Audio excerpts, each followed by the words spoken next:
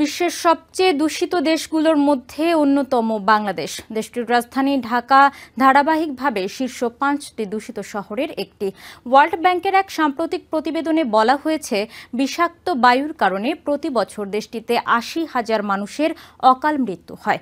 প্রতিবেদনে বাংলাদেশের বায়ু দূষণের কারণ হিসেবে ভারতের উত্তরাঞ্চল থেকে আসা বিষাক্ত বাতাসের কথাও উল্লেখ করা হয়েছে। এদিকে দূষণ রোধে এরই মধ্যে টাস্ক ফোর্স গঠন করা হয়েছে বলে জানিয়েছেন বাংলাদেশের অন্তর্বর্তী সরকারের পরিবেশ বিষয়ক উপদেষ্টা সৈয়দা রিজওয়ানা হাসান। দ্রুত বর্ধনশীল অর্থনীতি এবং শিল্পায়নের নেতিবাচক প্রভাবের কারণে বাংলাদেশের বায়ু দূষণ উদ্বেগজনক মাত্রায় পৌঁছেছে। দেশটির বস্ত্রশিল্প, স্টিল প্ল্যান্ট এবং কেমিক্যাল শিল্পের মতো কারখানাগুলো কোনো ধরনের পরিশোধন ছাড়াই যত্রতত্র দূষিত বর্জ্য ফেলছে। এছাড়া অবৈধ ইটের ভাটা ও বিভিন্ন ধরনের নির্মাণ প্রকল্প পরিস্থিতিকে আরো ভয়াবহ করে তুলেছে। পাশাপাশি বড় শহরগুলোতে গাড়ি থেকে নির্গত কালো ধোঁয়া ও বায়ু দূষণের অন্যতম কারণ।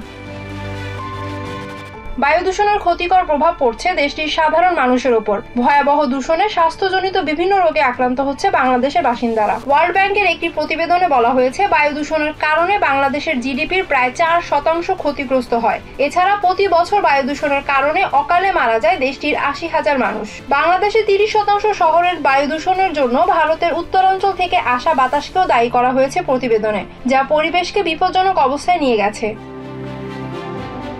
এয়ার কোয়ালিটি লাইফ ইন্ডেক্সের তথ্য অনুযায়ী বায়ুর খারাপ মানের প্রভাবে বাংলাদেশের মানুষের গড় আয়ু স্বাভাবিকের চেয়ে 5.4 বছর কমেছে। এছাড়া ওয়ার্ল্ড হেলথ অর্গানাইজেশনের তথ্য অনুযায়ী বাংলাদেশের প্রতিটি জেলায় বায়ু দূষণের বিপজ্জনক মাত্রা 3 গুণ অতিক্রম করেছে।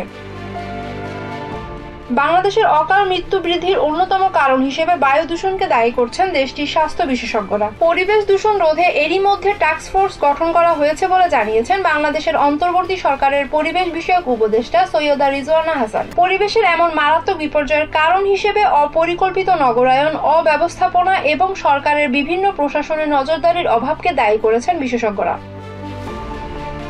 Humaira Ira, TVN 24 news desk. New York থেকে সম্প্রচারিত TVN 24 টেলিভিশন বিশ্বজুড়ে বাঙালির কণ্ঠস্বর।